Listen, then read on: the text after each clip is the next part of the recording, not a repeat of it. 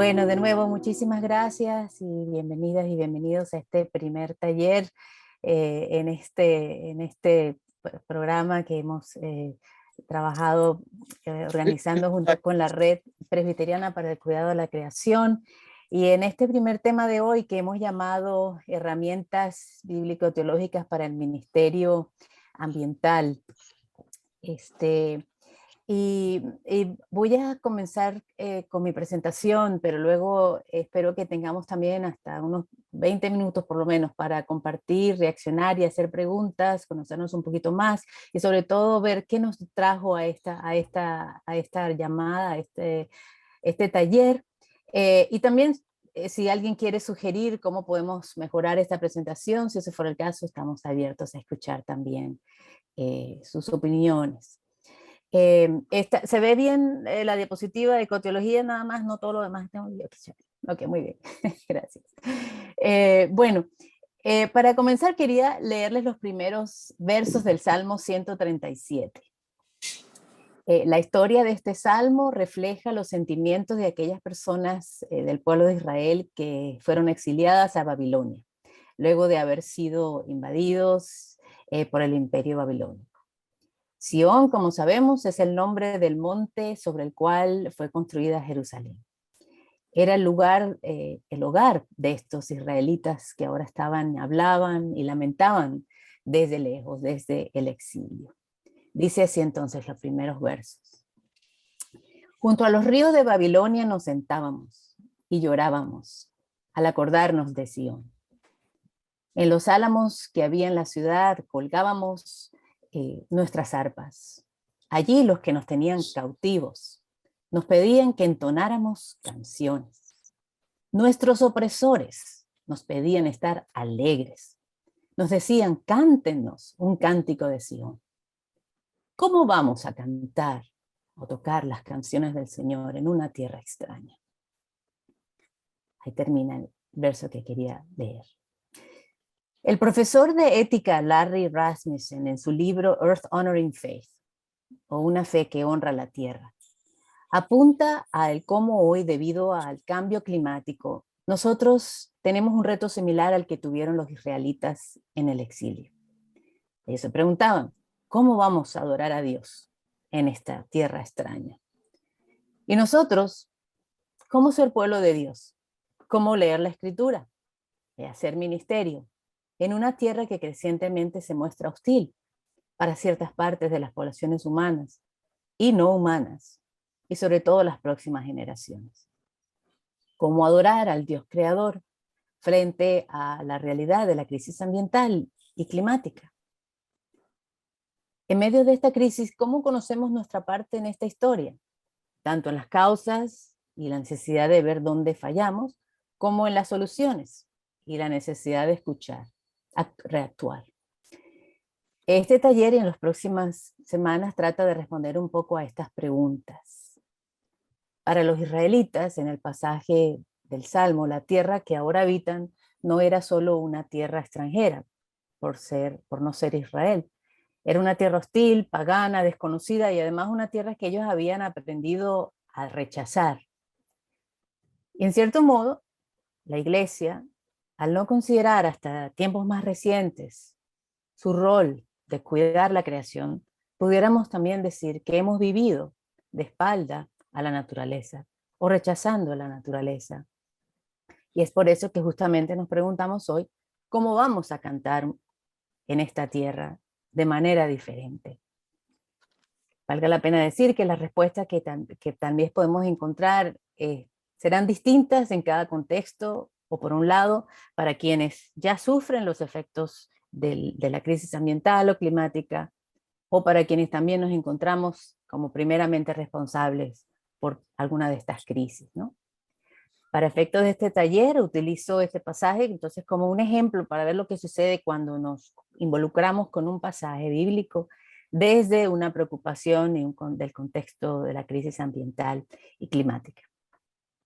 Y como ven, las preguntas que estoy levantando de alguna manera son preguntas ecoteológicas, ¿no? Y muy por encima podemos decir que la ecoteología Busca respuestas a la crisis ambiental, estudiando la Biblia, la naturaleza, las culturas humanas, la epistemología, cómo hemos aprendido a conocer, estudiamos la ciencia, la historia de la iglesia. Y la ecoteología se pregunta, por ejemplo, si Dios es creador, ¿por qué destruimos su creación? Si somos hechos a imagen de Dios, ¿qué imagen de Dios estamos reflejando? Otra pregunta que nos hacemos es, ¿cómo está mi oikos? ¿Cómo está mi casa? Queriendo escuchar de nuevo la naturaleza para ganar sabiduría. Entonces, este taller lo hemos llamado Herramientas Bíblico-Teológicas para el Ministerio Ambiental. Y antes de mirar la parte bíblica, yo quiero apuntar a algunos asuntos históricos que han afectado el cómo aprendimos a leer la escritura y a hacer teología. Buscando un poquito esa historia para hacer correctivos. Y es por este pasado entonces que estamos buscando reconectarnos con esta parte de nuestra fe, la de adorar a un Dios que también reconocemos como un Dios creador, y buscando la manera de cambiar en cómo nos relacionamos unos a otros y con la tierra. Entonces, para comenzar, les invito a que miremos el momento de la reforma. Vamos a comenzar con la reforma, y voy a cambiar un momentito, tengo organizado esto aquí. Entonces, miremos el momento de la reforma, parte de nuestra historia de la iglesia. Sabemos que la reforma en el siglo XVI buscaba eliminar los abusos medievales de la iglesia occidental. La doctrina de la sola gracia, la sola escritura y la sola fe, promovida por los reformadores, buscaba crear caminos de salvación para aquellos quienes se les había negado. En vez de ganarnos el cielo o la salvación a través de la compra de indulgencias, la gracia de Dios, la fe, la escritura nos prometía que la salvación ya era nuestra, no por nuestros propios méritos, ni por la compra de indulgencias, sino por voluntad de Dios. La gracia de Dios, la fe en Cristo y la escritura, la cual ahora también a través de la reforma estaba en manos del pueblo, de la gente, tomaron entonces un papel muy importante en nuestra fe. Y todo esto fue liberador para muchos. Pero al desarrollarse este ministerio, dentro de un mundo que por mucho tiempo más también siguió siendo patriarcal o jerárquico, o sea, el hombre primero, después la mujer, después la naturaleza. Seguía siendo un mundo y una cultura antropocéntrica, o sea, miraba al ser humano como el centro del universo, especialmente al hombre. También, por herencia de la cultura griega, teníamos una mirada dualista de la vida, ¿verdad? Creando dicotomías entre hombre, mujer, cielo, tierra, alma, cuerpo, materia y espíritu. Pues eso conllevó también a que la interpretación de la escritura heredó esos lentes y se hizo ciega a ciertos pasajes o cosmologías más inclusivas, más universales, más teocéntricas y más integrales, que también existen en nuestra tradición, porque existía dentro de una cultura patriarcal, androcéntrica, antropocéntrica, dualista. Y eso pues vemos en la historia, la realidad de por qué también las mujeres no disfrutaron de esta misma promesas de salvación y de este amor de Dios como lo hicieron a los hombres. Y como latinoamericanos y latinoamericanas que estamos también en esta llamada, también reconocemos que en tiempos de la conquista tampoco tuvieron disfrutar de las promesas de salvación de igual forma las comunidades indígenas o las comunidades negras, y mucho menos las demás criaturas de la tierra de este continente. Es la crisis ecológica la que hoy nos lleva a cuestionar cómo nos hemos relacionado unos con otros y con la tierra. Por más de 500 años hemos explotado tierras y pueblos en favor del consumo y las riquezas de unos pocos.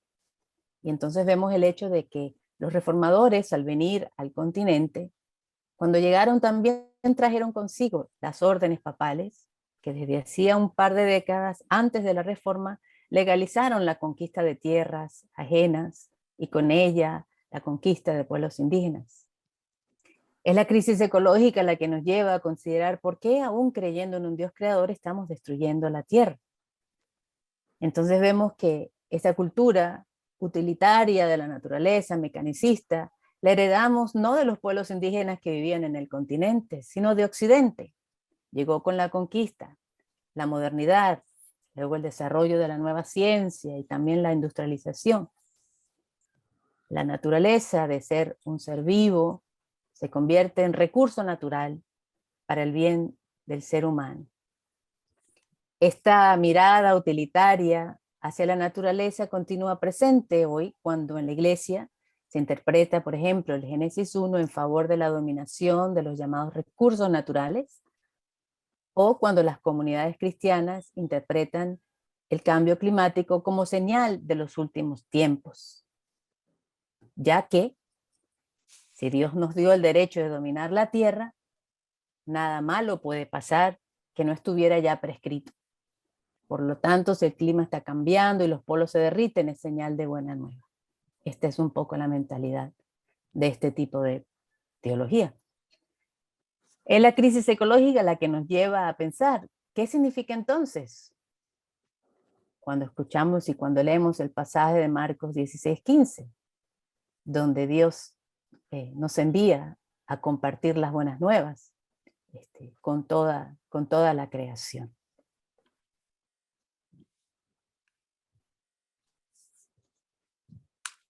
¿Qué buena nueva está esperando escuchar la creación de Dios? ¿Qué le está pasando para necesitar buena nueva? Y son todos los pueblos parte de esa misma creación que debemos bendecir y compartir y dar buena nueva.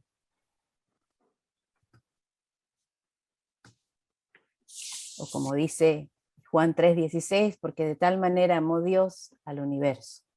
Cuando normalmente hablamos del mundo, pero el mundo aquí significa universo.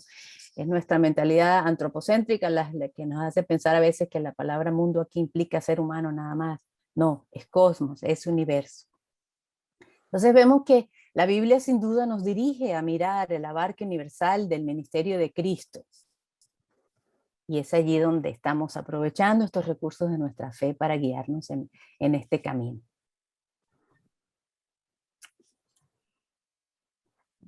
Elizabeth Johnson, en su libro Cristianismo y Ecoteología, buscando el bienestar de la tierra y los seres humanos, explica que durante los primeros 1500 años de historia de la iglesia, ya nos estamos yendo un poquito más atrás, ¿verdad?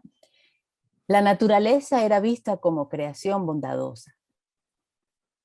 La iglesia se regía por una mística trinitaria, Dios, ser humano, naturaleza, que aun cuando no era perfecta por existir aún dentro de un mundo dualista jerárquico, esta mística trinitaria le permitía ver la naturaleza como un ser vivo, con derechos, y también como un lugar teológico.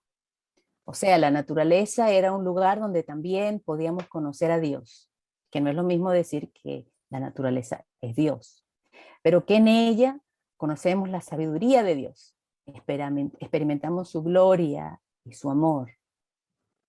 Hasta ese momento, los primeros 1500 años de la historia de la iglesia, el rol del teólogo incluía estudiar la naturaleza para entender los misterios de Dios.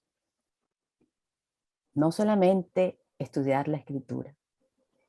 Si dejábamos a un lado una parte de esta mística trinitaria, se sabía que nuestro conocimiento de Dios, de la naturaleza y de nosotros mismos iba a ser incompleto.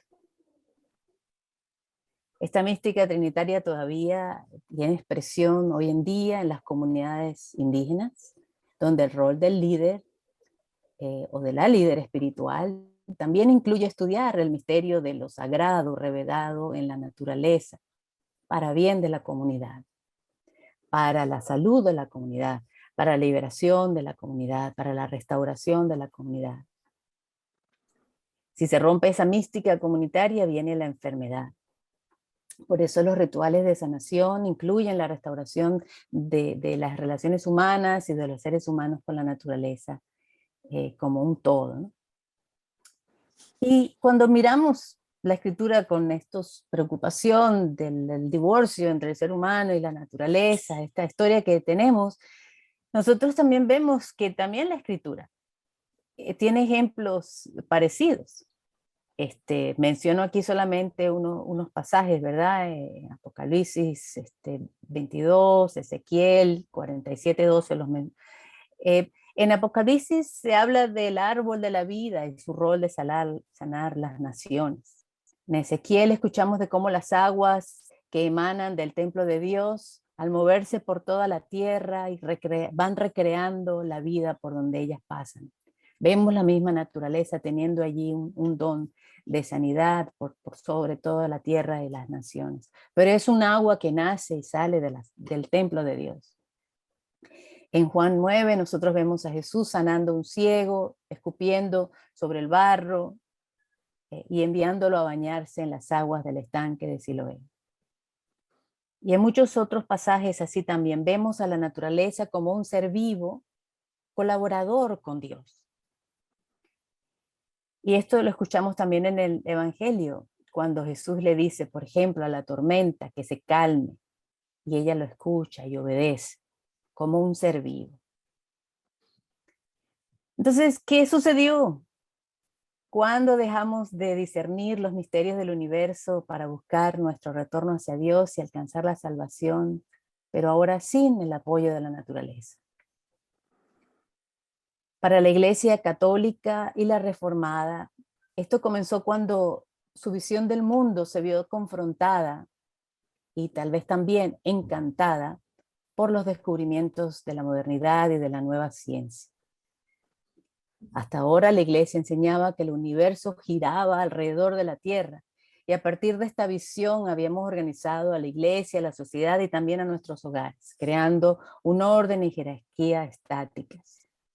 Pero la nueva ciencia también descubrió que esta visión era construcción del hombre, no era bíblica, no era científica.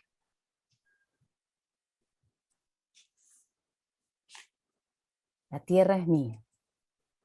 Ustedes no son más que forasteros. Pregunta a los animales y ellos te instruirán. Nada de más tiene el hombre que el animal. Todo es pura vanidad. El mundo no estaba ordenado jerárquicamente, y de eso ya escuchábamos ecos en la escritura cuando lo entendemos. Ni el universo giraba alrededor de nosotros. Esa visión era fruto de una cultura occidental, no de una verdad teológica, bíblica o científica. Esta mística trinitaria también continuó desapareciendo con el auge de la revolución industrial y cuando la modernidad comenzó a definir el bienestar humano con el acceso y la acumulación de los bienes materiales. Esta cultura casada con la teología reformada concluyó que mientras más bienes tenemos y más dinero, más pruebas tenemos de que Dios nos está bendiciendo. Dicen que para los reformadores, aun cuando la doctrina de la sola fe, la gracia, la escritura eran suficientes para reconocer que éramos salvos, que los reformadores y nuestro mundo en aquel momento necesitaba todavía algún tipo de seguro de que éramos salvos. Y de alguna manera entonces este mundo materialista suplió esa necesidad de sentir que había algo y afuera podía probar de que éramos bendecidos, que éramos salvos de verdad. Entonces, nuestra cultura comenzó a verlo de esta manera. Mientras más tenemos, más bendecidos somos. Y si somos pobres, es por nuestra culpa. O si queremos vivir una vida sencilla, desatada, libre de lo material, debe ser que eres un vago. Algo mal debe andar contigo.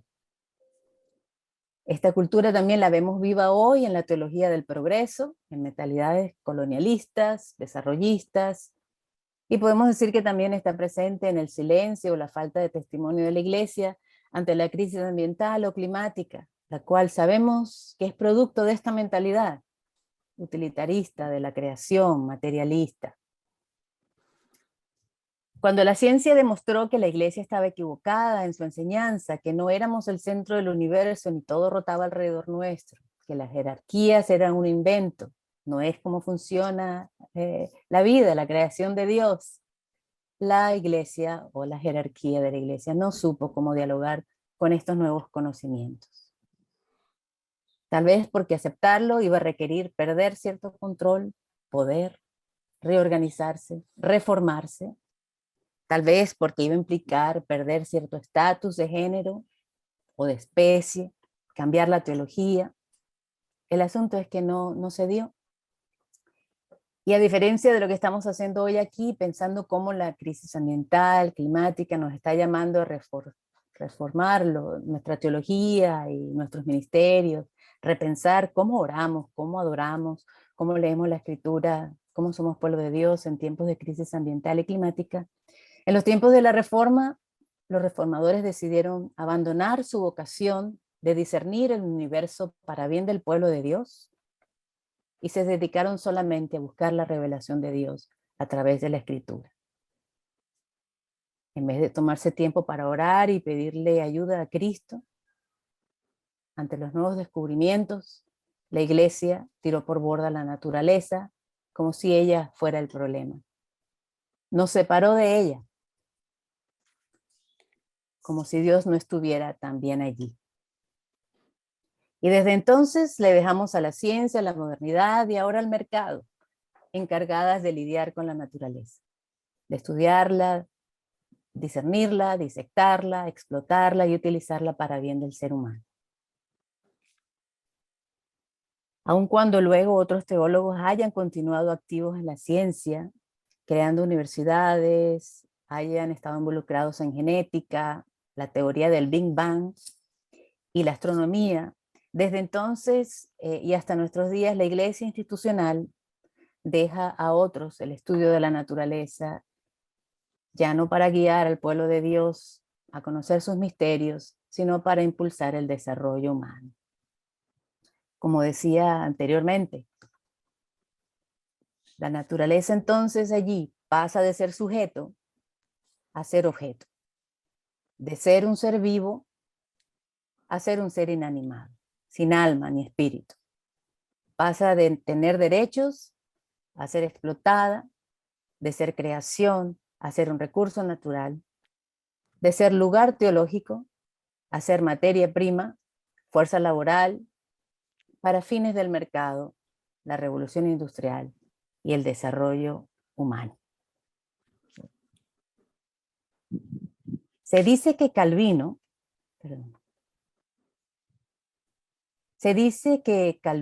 creó la doctrina de la soberanía de Dios justamente como una reacción a estos abusos de la nueva ciencia sobre la naturaleza, y que la doctrina fue su manera de advertir que independientemente de lo que hiciéramos, por encima de todo y de todos estaba Dios. El reto que nos propone esta doctrina dentro de una cultura occidental es que si olvidamos su primer contexto, nos lleva a pensar que Calvino estaba hablando de que Dios está afuera de todo y de todos, aún afuera de la misma naturaleza y por lo tanto fuera de los asuntos políticos, fuera de la crisis ambiental y por lo tanto pues la naturaleza continúa abandonada. Luego de abandonar la naturaleza como espacio teológico, el trabajo del teólogo se concentró en discernir los asuntos de Dios con respecto al ser humano, ya no con ayuda de la naturaleza, sino solamente desde la Biblia, la palabra de Dios escrita.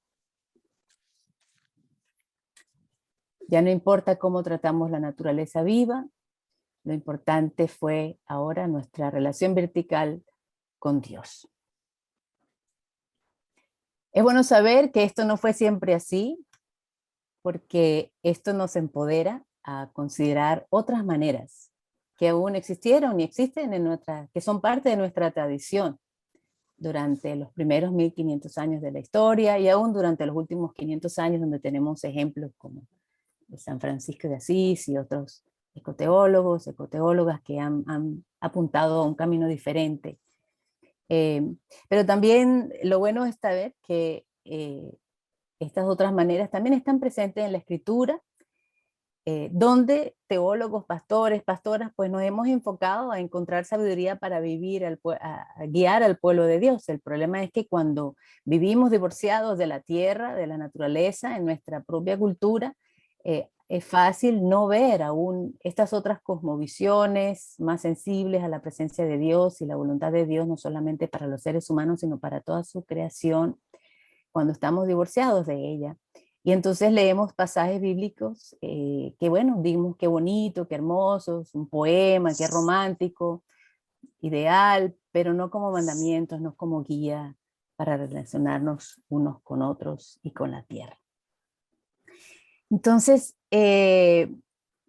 voy a darnos 5 minutos ahora para reaccionar, más que para responder preguntas. Quisiera darnos un momento para reaccionar, comentarios, pero cortitos, de nuevo, para continuar entonces ahora mirando 13 teologías bíblicas que tenemos a nuestro, como herramientas para poder guiarnos en el ministerio, en este ministerio. Ok, voy a darle oportunidad a quien quiera prender su micrófono. Vamos a darnos 5 minutos y yo voy a mover esta cortina aquí que me tiene el sol alumbrada.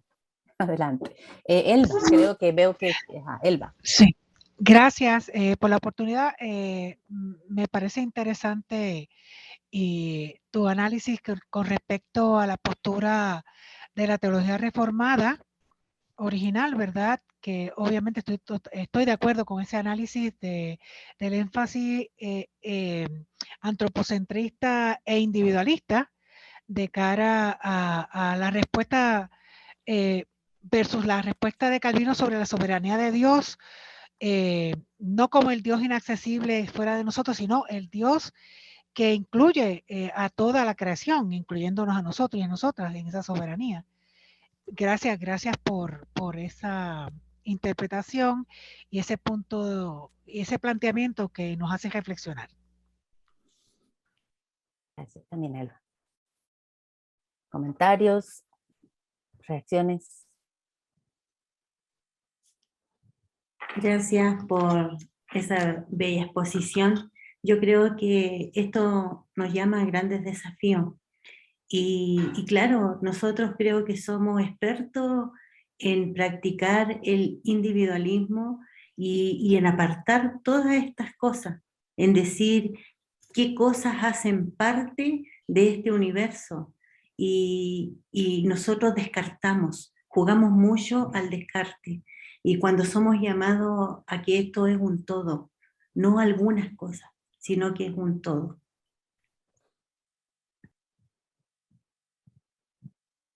Gracias, Jacqueline. Daniela. Ajá.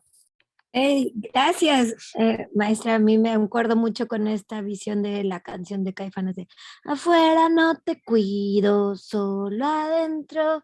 No sé por qué siempre resumo sus enseñanzas con canciones y sí, la visión lineal nos hace dejar muchas cosas fuera como humanidad y ahora viene la solución. Nomás les quería contar lo de la canción. Gracias, Daniela. Elizabeth Torres. Sí, bendiciones. Me llama mucho la atención. Primeramente, gracias por esta dinámica que ha elaborado. Me llama mucho la atención el hecho de que estas personas que se llaman brujos o que trabajan con acertijos o que quieren controlar la vida de los demás, estas personas trabajan con la tierra, trabajan con la naturaleza, se preocupan por la naturaleza. Y es increíble que a veces los cristianos pues nos hemos apartado completamente de lo que Dios ha creado para nuestra casa, para poder convivir sanamente. Gracias. Gracias a ti también, Elizabeth. ¿Alguien más? Hablen nomás que no veo a todos. Adelante. Mi comentario, ¿me escuchan? Sí. Sí, es que nuestro Señor Jesucristo nos dio cátedra de la importancia del uso de la naturaleza, porque en su ministerio terrenal, en todo lo que nos rodea, en sus parábolas, en sus enseñanzas, siempre hizo uso de la naturaleza, como en el caso de la higuera y otros ejemplos más. si para él la naturaleza era tan importante, pues en su prédica y en su enseñanza quiso dirigirnos en esa dirección. Por lo tanto, creo que muy asertiva los puntos de vista que usted ha estado señalando, y nos reta a nosotros como iglesia a retomar a coger el batón nuevamente y hacer el trabajo como que tenemos que hacer, aceptando ese llamado de Génesis, de ser buenos mayordomos de la tierra que Dios puso en nuestras manos. Amén. Gracias, Tito. Sodet. Sí, a mí me pareció bien interesante un autor que estaba dialogando sobre precisamente la frase, hablando sobre ecología y administración, y él decía, es que la idea de que la tierra es nuestra, el asunto de la propiedad privada, ha confundido tanto que en verdad tenemos que plantearnos, y él nos decía, ¿es la tierra nuestra o somos de la tierra? Y el concepto de madre tierra, proveedora, pues se ha malinterpretado, ¿verdad? Y en ese sentido tenemos que recuperar todas estas cosas para poder funcionar como un ecosistema que somos realmente. Somos interdependientes del cosmos completo. Gracias, Sodet. Margarita. Sí, me llamó la atención el concepto de la soberanía de Dios. Realmente no lo había tomado, no había pensado en esa manera, y parece ser como que o sea, me hace reflexionar en que cuando hablamos de la soberanía de Dios, parece ser que como por obra de magia, por así decirlo, todo lo malo que está pasando, bueno, Dios sabe todo, Dios tiene control de todo, no me voy a preocupar, aunque se nos esté derrumbando el mundo, el universo, Dios es soberano y Dios sabe todo, pero realmente ya me ha hecho, ahorita me ha hecho pensar, ¿verdad? ¿Qué tan responsables somos, sobre todo el pueblo de Dios, ¿no? La iglesia. ¿Qué tan responsables somos ante esta soberanía y esta mayordomía que Dios nos ha entregado a nosotros y nosotras? Como que fuera una excusa. Vamos a seguir haciendo lo que hacemos, que al cabo Dios tiene control de todo. O sea, eso me ha llamado mucho la atención. Gracias, Neddy, por la presentación. Gracias a ustedes también por sus reflexiones y reacciones. Bueno, continúo y luego vamos a tener otro momento para volver a reaccionar o hacer preguntas, compartir. Bueno, mirando entonces la historia de la iglesia, vemos que a lo largo de nuestra historia han existido varias, podemos decir, ecoteologías, ¿no? Tenemos que decir que aún aquella, como les decía, ¿no? Aquella teología que cree que la crisis climática es señal de buena nueva, también es un tipo de ecoteología. Pero para fines de este taller queremos ver desde la escritura 3 ecoteologías que hoy sentimos pueden servirnos para servir y para bien de toda la creación. Para encontrar inspiración y fortaleza en este ministerio ambiental, para corregir nuestra cultura antropocéntrica y mirar a Dios como el Dios del cielo y de la tierra, Dios creador, para hacernos relevantes ante la crisis climática y ambiental. La realidad es que cuando leemos la escritura desde una preocupación ambiental, vemos entonces que desde los primeros pasajes de la escritura hasta los últimos, escuchamos un llamado y una advertencia ante la necesidad de cuidar la creación de Dios. Cuando no respetamos este llamado, el orden armonioso bajo el cual Dios creó la vida se ve afectado y todas las criaturas sufren las consecuencias. Entonces, hoy quería apuntar a estas 3 ecoteologías que tenemos a nuestra disposición: la mayordomía, la ecojusticia y la ecoespiritualidad. e invitarles en la medida de lo que voy, que piensen dónde se sienten ubicados y tal vez cuál puede ser útil para los ministerios de su iglesia, por dónde sería más fácil hablar de estos temas con sus congregaciones a partir de cuál de estas ecoteologías. Entonces, hablemos primero de la mayordomía. Y allí expongo algunos pasajes bíblicos donde podemos encontrarla expresada, manifiesta. No sé si se les gusta hacer algún screenshot allí o si no, está de todas maneras la grabación. Y quiero mirar a vuelo de águila rápidamente algunos de estos pasajes y apuntar algunos momentos donde la vemos reflexionada. Génesis 1. Dios crea al ser humano a su imagen y semejanza y nos manda a ser fructíferos, a multiplicarse, llenar la tierra y someterla. Nos da a la tierra todas las plantas que producen semilla y los árboles que dan fruto. Todo esto nos sirve de alimento. Hay una entrega de algo, ¿verdad?, para nuestro bien. El Salmo 8. ¿Qué es el hombre para que en él piense? ¿Qué es el ser humano para que lo tomes en cuenta? Pues lo hiciste poco menos que Dios. Todo lo sometiste a su dominio. Al igual que en Génesis 1, aquí vemos, ¿verdad?, una expresión de un llamado al dominio, ¿verdad?, que nos lleva a reflexionar qué significa esto en un tiempo de crisis climática y ambiental, cómo interpretamos este dominio, etc. Levítico 25. Vemos que hay ciertos estatutos que han sido creados también bajo los cuales debemos vivir en la tierra, ¿no? Para vivir en ella de manera segura. Sin embargo, muy claramente, la tierra es mía, dice el Señor, y ustedes son aquí no más que forasteros y huéspedes. Deuteronomio 24,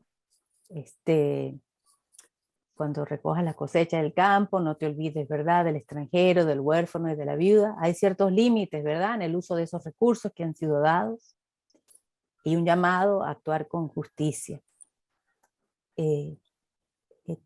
La entrega de la tierra,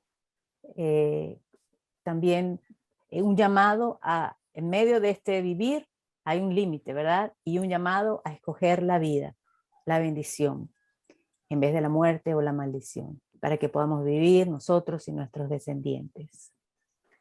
Hay un llamado a buscar primero el reino de Dios y su justicia, y todas las cosas les serán añadidas. Hay también un llamado a vivir, a servir en nuestra manera de vivir, a unos a otros, sobre todo los más vulnerables. Hay un llamado al servicio, al cultivar y cuidar. Ok, entonces esos son ejemplos de la mayordomía. Voy a definirla ahora según estos pasajes como apoyo. La mayordomía entonces toma en cuenta que fuimos creados hombre y mujer a imagen de Dios con cierto estatus especial frente al resto de la creación. Fuimos invitados a ser fructíferos en ella y servirnos de todo lo que en ella hay. Sin embargo, este estatus especial no nos otorga privilegios en contra de otros, sino que es un llamado al servicio, así como Jesús mismo lo hizo cuando estuvo entre sus discípulos. El salmista, en el capítulo 8, reconoce que en el hombre un cierto estatus de privilegio, ubicado en la creación casi como un Dios. Pero en el paso por la tierra existen ciertas reglas que debemos seguir. La tierra nos es dada con ciertas instrucciones. Una muy importante es que la tierra es de Dios y nosotros somos forasteros. Nuestro uso de los recursos tiene un límite.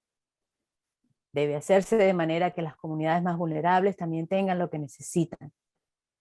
Aun cuando Dios parece entregarnos todo, debemos escoger el bien, la vida, usar los recursos de manera de asegurar el bienestar aún de las próximas generaciones. Estas son un poco las características de la mayordomía y se la reconoce presente en las iglesias de corte evangélico, en esfuerzos de conservación, reciclaje, creación de jardines comunitarios, etc. Es un poco la expresión de esta ecoteología. Por otro lado, entonces, tenemos la ecojusticia. Y aquí propongo algunos pasajes donde podemos ver esta ecoteología expresada en la escritura. Rápidamente también, a vuelo de águila, vamos a mirar algunas expresiones.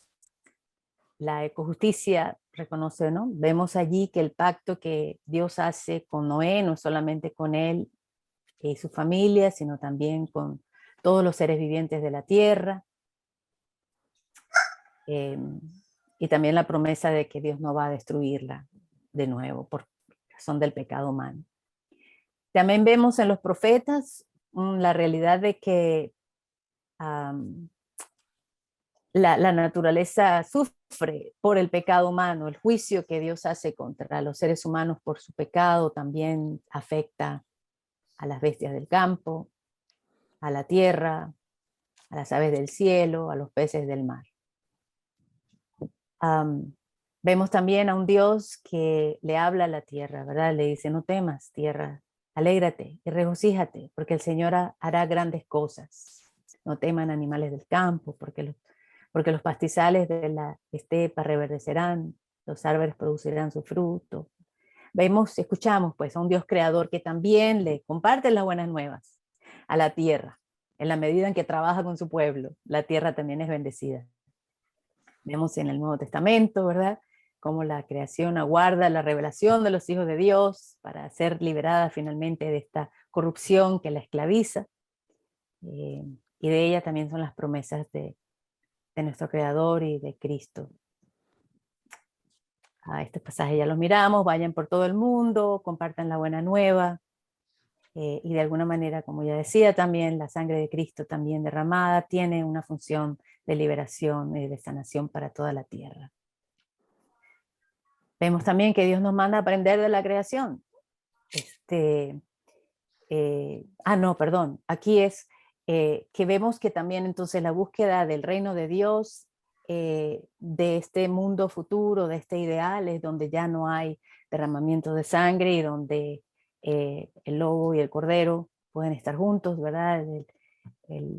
La criatura, el bebé, el león, etcétera, ¿no? Esta paz, esta justicia, este shalom es disfrutado por todos. Muy bien, dejo ahí, pero vamos a hablar de la ecojusticia todavía. Entonces, ¿qué enseña la ecojusticia? La ecojusticia enseña que aun cuando tengamos un estatus especial en la naturaleza, el pacto que Dios hizo con Noé incluye también el resto de las criaturas de la tierra. Aún disfrutando un estatus especial, nosotros como seres humanos, la tierra y los seres humanos le pertenecemos a Dios. La capacidad de dominio sobre la tierra no nos separa de ella. Nuestras acciones tienen consecuencias sobre la naturaleza como parte de un todo creado, interrelacionado. Nuestro pecado produce alteraciones en ella. No son voluntad de Dios estas alteraciones, sino que son producto de nuestras acciones. Por eso no solo la humanidad sufre, la tierra también sufre, los animales del campo, aún el suelo sufren. La experiencia del sufrimiento no es solamente humana, la compartimos con todas las criaturas vivientes porque así Dios lo hizo, así Dios lo creó, fue parte de la sabiduría divina. Hay también cierta voluntad de Dios en ese sufrimiento, ¿verdad? Pero también la vemos como producto del pecado humano y el deseo de Dios es liberar a la tierra de ese sufrimiento. Por ello, la promesa de liberarnos de la esclavitud del pecado la compartimos con toda la creación. Ella espera que nosotros nos manifestemos como hijos e hijas de Dios, haciendo nuestra parte, desparramando las buenas nuevas de Cristo por toda la creación, porque el amor y la redención que recibimos en Cristo también es en favor de ella, no es exclusiva de los seres humanos. Cuando miramos las promesas de salvación en la Escritura, las criaturas no humanas también aparecen en el imaginario religioso del nuevo cielo y de la nueva tierra. Nuestra salvación va de mano a mano con la tierra. Por eso la justicia de Dios en la Nueva Jerusalén incluye el exterminio de quienes destruyeron la tierra. Ella también espera justicia y liberación. Entonces, este tipo de manifestación o de ecoteología es muy común entre las personas de fe cristianas que están trabajando en el movimiento ambiental. La vemos expresada en esfuerzos de por ejemplo, el mercado justo, ¿verdad? También en aquellos movimientos, aquellos grupos que están trabajando mucho el tema desde la justicia. Y como último, entonces, la ecoespiritualidad. Y allí vemos algunos pasajes donde la vemos expresada. Aquí tenemos también muy rápidamente algunos pasajes donde la sentimos presente. Si escondes tu rostro, se aterran, si le quitas el aliento, mueren y vuelven al polvo. Pero si envías tu espíritu, son creados y así renuevas la faz de la tierra. Vemos entonces un poco el rol del Espíritu Santo sobre la faz de la tierra, no solamente dentro de la iglesia, como expresión en toda la creación.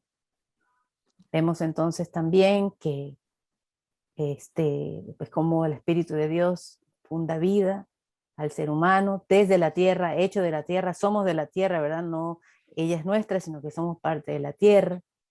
En Proverbios 8, aquí es que está el llamado a aprender de la sabiduría de la tierra, pero también cómo Dios creó con la sabiduría. Este pudiera ser considerado otro pasaje de la creación, porque aquí nos habla de que Dios crea de mano a mano con la sabiduría, como una criatura, también una criatura. Y por eso somos llamados a encontrar la sabiduría de Dios en la creación, pero está allí porque Dios creó la creación a través y con ella, ¿no? Entonces, bueno, allí hay todo un paquete de conversación. Pero esta también es otra historia de creación. Ahí está el llamado ahora en Job de aprender de los animales, son nuestros maestros, maestras. En sus manos está la vida de todo ser vivo, en las manos de Dios. El hálito anima a todo ser humano. Vemos expresiones de cómo en la creación también Dios se revela, ¿verdad? Este es el pasaje de Moisés y el árbol, el arbusto en llamas. También vemos el profeta Elías siendo ministrado por los pájaros, por los cuervos que le traen de comer, y su presencia le recuerdan que Dios está con él, ¿verdad? Vemos a la naturaleza participando allí, ministrando a los profetas de Dios. En Lucas 3, su expresión de la presencia del Espíritu Santo en el momento del bautismo de Jesús es realmente con la presencia de la forma física de una paloma. No es que la paloma sea el Espíritu Santo, pero ese momento, esa experiencia fue clave para reconocer la presencia de Dios, el Espíritu de Dios en ese momento. Ese Eclesiastés nos pone a la par con los demás animales, todo es vanidad. No es que unos vayamos a un lado y otros vayamos a otros después de la muerte, todos terminamos en el mismo, siendo polvo, etcétera, ¿no? Un llamado a cierta horizontalidad frente a los demás. Entonces, voy a también describir entonces la ecoespiritualidad. La ecoespiritualidad reconoce el rol especial que el ser humano tiene en la tierra, pero también cada criatura tiene un rol especial. La ecoespiritualidad pone al ser humano en una situación de horizontalidad, reconociendo el rol que cada criatura tiene para proteger la capacidad regenerativa con la cual Dios creó la tierra. Para la ecoespiritualidad, no solamente el ser humano sirve a la tierra, sino que es ministrado por ella. Somos tierra. La ecoespiritualidad reconoce la presencia de Dios como espíritu, inspirando, renovando, dando vida a todo lo que existe. Nada vive sin haber sido infundido por el soplo de Dios. Por lo tanto, el Espíritu Santo no es solamente una experiencia de la iglesia, sino de toda la creación. A cada criatura Dios da sus dones para cumplir su voluntad sobre la creación. Es la presencia del Espíritu de Dios la que hace posible que podamos conocer a Dios en el espíritu de la naturaleza, en el estudio de la naturaleza, perdón. Como también es el Espíritu de Dios el que nos ayuda a entender la sabiduría de Dios en la Escritura. La tierra está llena de la gloria y la sabiduría de Dios desde un principio. Los animales también tienen un rol de enseñarnos, guiarnos, apoyarnos para que la voluntad de Dios sea hecha en nuestras vidas. Dios no se limita a revelarse a través de los hombres o de las mujeres. Dios también se hace presente y nos habla a través de la naturaleza. La coespiritualidad nos reconoce como parte de la tierra. La historia humana de la salvación no se desarrolla fuera de la naturaleza. En ella y con ella vivimos, sentimos y conocemos a nuestro Dios. Muy bien, entonces Mi pregunta para ustedes, pero tal vez ustedes tengan otras, es ¿dónde en estas ecoteologías nos sentimos ubicados? ¿Cuál puede ser más útil que otra en nuestro ministerio, en las iglesias? ¿Qué limitaciones vemos? O cualquier otra reacción que tal vez tengan. Abrimos el micrófono de nuevo para que podamos reaccionar, compartir. Adelante. Y voy a traernos de nuevo. Margarita, no sé si querías hablar o esa mano quedó allí de antes. Creo que quedó No, de antes. creo que se quedó frisada mi mano. Ok. Gracias. Gracias a ti. Elba. Sí, Gracias. gracias nuevamente por la oportunidad. Sí, esas tres ecoteologías me parecen muy interesantes. Están todas interrelacionadas, o sea, no podemos ser mayordomos y mayordomas de la vida si no tenemos una perspectiva espiritual de la vida, ¿verdad? Y una práctica al respecto. Yo compartí un video de la Carta de la Tierra que fue escrita creo para el 2000, que explicada por el teólogo Leonardo Boff, que entiendo que trabaja desde la ecojusticia y la ecoespiritualidad, pero no deja de lado lo de la mayordomía. Es un reto, cómo enseñar. Yo como anciana docente, educo a la iglesia y a mis estudiantes en la universidad, a tener desde esa perspectiva de la mayordomía, de la ecojusticia y de la ecoespiritualidad. Me parece a mí que la espiritualidad incluye la justicia y la mayordomía. Yo quería una reacción sobre eso y la relación con lo de la Carta de la Tierra, si la conoces, que es explicada por Leonardo Boff, pero fue escrita a nivel internacional. Gracias. Vamos a darnos tiempo de reacciones, preguntas y luego volvemos a algunas de ellas. Gracias, Elba.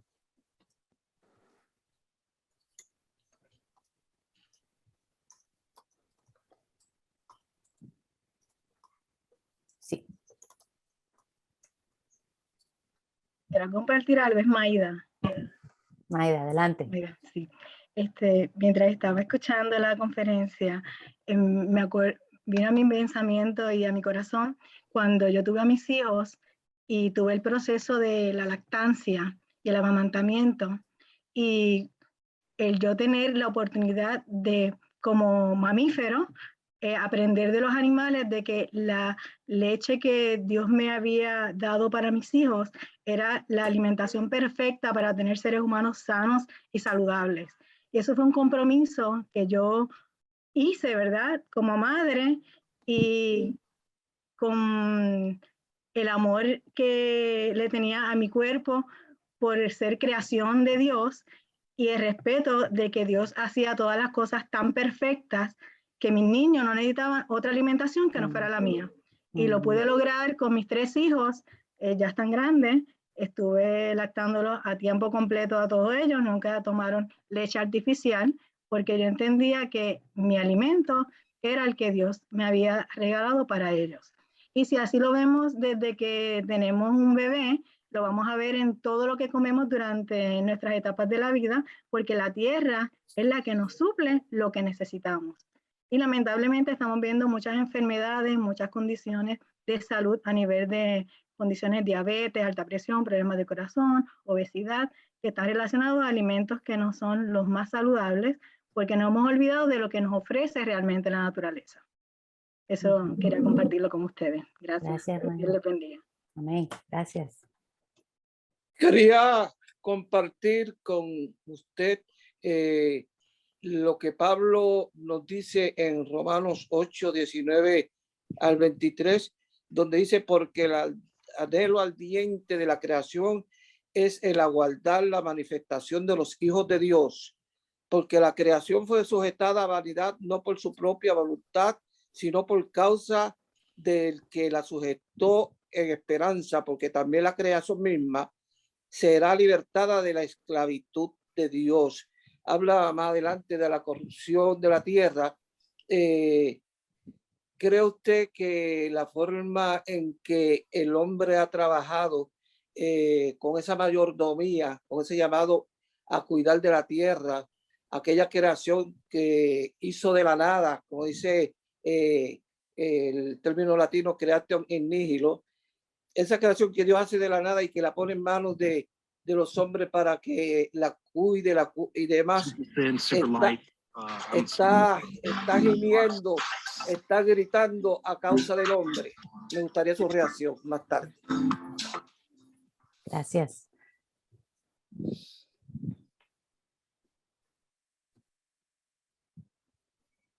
Sodet tiene su mano levantada. Sí, quería comentar que hay un libro que escribió Colin Tipping que se llama Perdón Radical, y en una lista que hace, ¿no?, dice que tradicionalmente la gente dice, es que la vida son cosas que pasan, y él dice que el perdón radical, la vida tiene sentido y que la realidad la creamos y que el mundo es de la verdad divina, no es aleatoria. Y eso pues nos hace pensar en que hemos abandonado las responsabilidades que Dios nos ha dado por la creación y que somos mayordomos y mayordomas de ella. Y simplemente tenemos que retomar esa responsabilidad que ha sido negligenciada y que la iglesia necesita tomarla en serio y aportar a que las comunidades también lo hagan con los trabajos comunitarios. Y hacia eso es que vamos, con Mateo 25, ¿verdad? Y todas estas cosas que la iglesia se ha comprometido a hacer y que es más que necesario en este tiempo que nos ha tocado vivir. Gracias. Gracias. Fíjate que tu exposición me recuerda un poema que yo leí en un libro que por accidente vi en una librería en la Ciudad de México. La tierra quejándose por los hombres que escupen. Bien interesante el poema. Compré el libro y lo olvidé en el hotel. y perdí ese gran poema hermoso de la tierra quejándose, cobrando al ser humano. ¿Por qué me escupes? Y recuerdo una línea. ¿Por qué me escupes si yo fui el que te parí? Pero bien hermoso, bien hermoso. Ahora, una pregunta que citando el pasaje de Romanos 8:22, que Pablo dice, porque sabemos que toda la creación hasta ahora gime a una y sufre como si tuviera dolores de parto. Lo que verdaderamente hemos hecho en la actualidad es aún acrecentar el dolor de parto de la tierra. Yo creo que eso es lo que tú nos has llamado la atención, de ser más conscientes de nuestra madre. Gracias, Ricardo. De acuerdo. ¿Un comentario más o algo? Y si no, puedo tratar de responder o añadir a lo que se ha dicho.